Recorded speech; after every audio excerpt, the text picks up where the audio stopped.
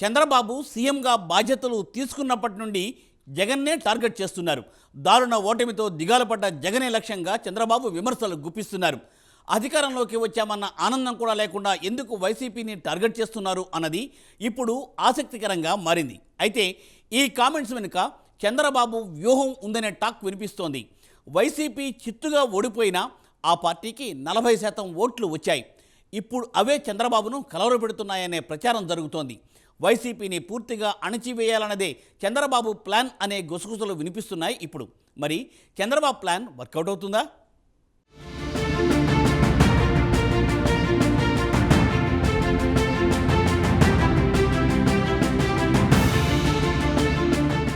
Target Jagan. ఇది ఇప్పుడు ఏపీలో జరుగుతున్న రాజకీయం. చంద్రబాబు ఎక్కడ మైకు పుచ్చుకున్నా జగన్ సెంట్రిక్ గానే రాజకీయాలు చేస్తున్నారు. జగన్నే ఏకేస్తున్నారు. కారణాలు ఏవైనా, సమస్యలు ఏవైనా దానికి మూల కారణం జగనే అంటున్నారు. విజయవాడలో వరదలు రావడానికి జగన్ పాలనే కారణమని చంద్రబాబు ఇప్పటికీ చెబుతున్నారు. బుడమేరు గండ్లు పూడ్చలేదని, 5 ఏళ్ల పాలనలో నిద్రపోయారని విమర్శించారు. ఇక ఏలేరు రిజర్వాయర్ను భారీ నీరు వచ్చి గ్రామాలు మునిగిపోతే జగనే కారణమన్నారు. ఇటు కృష్ణానదిలో 4 భారీ పడవలు కొట్టుకు వచ్చిన ఘటన వెనుక కూడా వైసీపీ నేతలున్నారని చంద్రబాబు ఆరోపించారు. దీనిపై కేసులు కూడా నమోదయ్యాయి. ప్రస్తుతం విచారణ కూడా సాగుతోంది.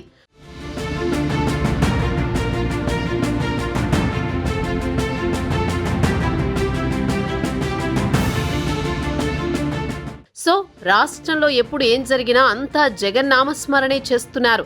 ఇక జగన్ ఎక్కడైనా మైకు పుచ్చుకుని ఏవైనా 2 మాటలంటే వాటిపై మంత్రులు రెచ్చిపోతున్నారు.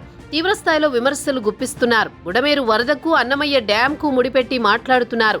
మరి ఇలా అన్నింటికీ జగన్ టార్గెట్ కావడానికి రీజన్ ఏంటి అనేది ఆసక్తికరంగా మారింది. ఆయనకు పట్టుమని ఉన్నది 11 మంది ఎమ్మెల్యేలు, 4 ఎంపీలు మాత్రమే. మరి అంతగా జగన్ను ఎందుకు టార్గెట్ చేస్తున్నారనే ప్రశ్నలు ఎదురవుతున్నాయి. ఎందుకంటే జగన్ రాజకీయంగా ఓడిపోయినా ఆయనకు ప్రజల్లో 40% మేర ఆదరణ ఉంది. అంత భారీ వ్యతిరేకతలోనూ వైసీపీకి 40% ఓటు బ్యాంకు దక్కింది. ఇదే కూటమిని కలవరపాటుకు గురి చేస్తోంది.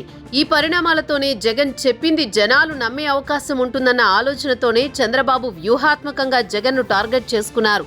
రాష్ట్రంలో కూటమికి ప్రత్యర్థి అంటూ ఎవరైనా ఉంటే అది జగనే అన్నట్టుగా వ్యవహరిస్తున్నారు. ఈ కారణంగానే టార్గెట్ జగన్ మంత్రాన్ని చంద్రబాబు నూరిపోస్తున్నారు.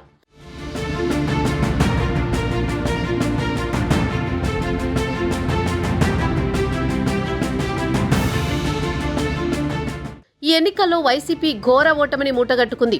వైనాట్ 175 అంటూ బీరాలు పలికి ఆఖరికి క్రికెట్ టీం సంఖ్యకే పరిమితమైంది. ఇంత దారుణ ఓటమిలో కూడా ఆ పార్టీకి ఆనందం కలిగించే విషయం ఏంటంటే ఆ పార్టీకి 40% ఓట్లు రావడమే.